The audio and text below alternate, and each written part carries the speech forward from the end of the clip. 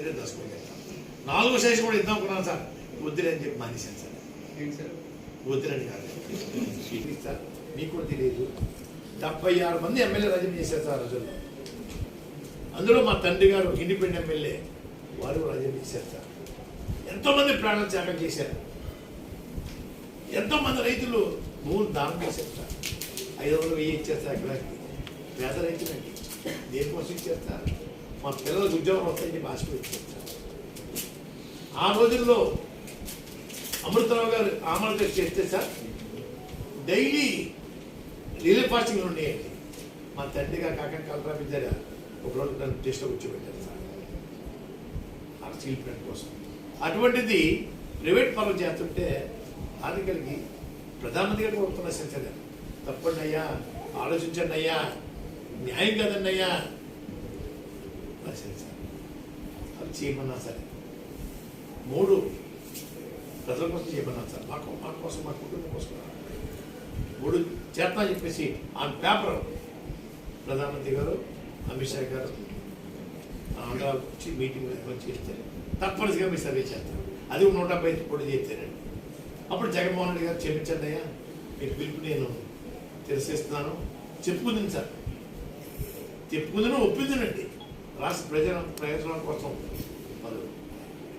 నిన్నటి మొన్నటి వరకు కూడా నాకు సలహాలు ఇచ్చారు, ఇప్పుడు అందరూ వైసీపీలోకి వెళ్ళిపోయారు, ఇప్పుడు అక్కడ సలహాలు ఇవ్వగలరని చెప్పి పవన్ కళ్యాణ్ అన్నట్టు. నేనేమి సలహా ఇవ్వలేదు సార్.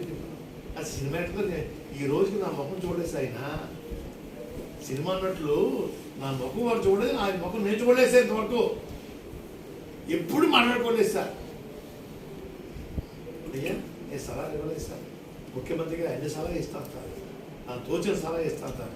ప్రజల సంక్షేమం కోసం, అభివృద్ధి కోసం ఏమైనా ఇస్తాను సార్, చెప్తాను సార్. చెప్పి మంచి పరిపాలన అందించడం కోసం, రామరాజ్యం స్థాపించడం కోసం, 30 సంవత్సరాలు వాళ్ళ సీట్లో ఉండేలాగా, 30 సంవత్సరాల పాటు ఈ ముఖ్యమంత్రి సీట్ కోసం ఎవరు చూడకుండా ఉండేలాగా సవాలు ఇవ్వాలని ఆలోచనతో ఉన్నాను సార్. ఆలోచన ఉన్నాయి సార్, ఇస్తాను సార్. కోరికలు లేకుండా వెళ్ళని చెప్పారు సార్. తమకి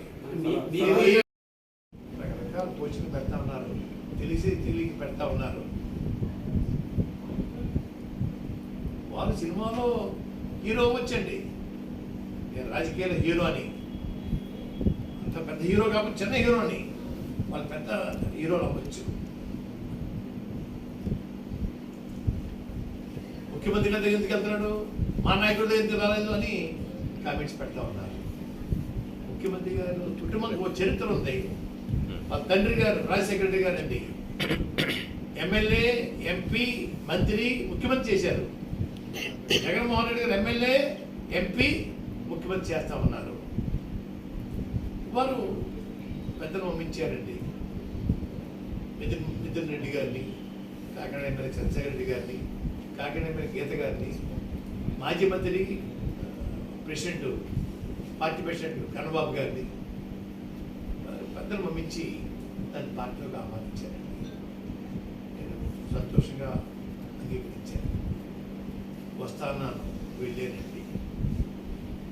అదే వెళ్తున్నారు కదా, మా దగ్గర అంటున్నారు. ఏంటి పొడుగు ఏంటండి ఇందులోని? ఆయన సినిమా ఫీల్డ్ గొప్పవాడిని కావచ్చు, రాజకీయాలు నేను గొప్పవాడిని. గతంలో చంద్రబాబు నాయుడు గారండి లోక్సభ స్పీకరు బాలయ్య గారిని, అసెంబ్లీ స్పీకర్ రామకృష్ణ గారిని, ప్లానింగ్ బోర్డు వైస్ చైర్మన్ బొడ్డు బసవరామారావుని పంపించి నన్ను ఆహ్వానించాను. చంద్రబాబు నాయుడు దగ్గరికి వెళ్ళానండి. రాజకీయంలో ఆయన పండిపోయి ఉన్నాడు, వారింటికి వెళ్ళాను. రాజీవ్ గాంధీ గారి ఆహ్వానం మేరకు రాజీవ్ గాంధీ గారు ఢిల్లీని కలిశానండి. రాజకీయ నాయకుడిని రాజకీయాన్ని గౌరవిస్తానండి. వాళ్ళు రారా, వస్తా అని చెప్పేసి ఎనమ్మకు నీటిలో నానబెట్టేసి అదిగో ఇదిగో చెప్పడమా, ఎందుకు రాలేదంటమా, ఇది మంచి పని కాదు. మిత్రులారా, మిమ్మల్ని మిత్రులు ఎవరికో చెప్పలేకపోతున్నాను. గౌరవైన సోదరులు అన్నా, తప్పుడు పోస్టింగ్ పెడతా ఉన్నారు. రాజకీయాల్లో నేను ముందున్నాను, సినిమా ఫీల్డ్లో నేను ముందున్నాను. వీళ్ళందరూ ఎవరు లేరు మా పాఠం చెప్పడానికి. వీళ్ళకి హక్కు లేదు. రాజకీయాలు నేర్చుకోండి, మా దగ్గర నేర్చుకోవాలా. ఇంకో విషయం చెప్తానండి,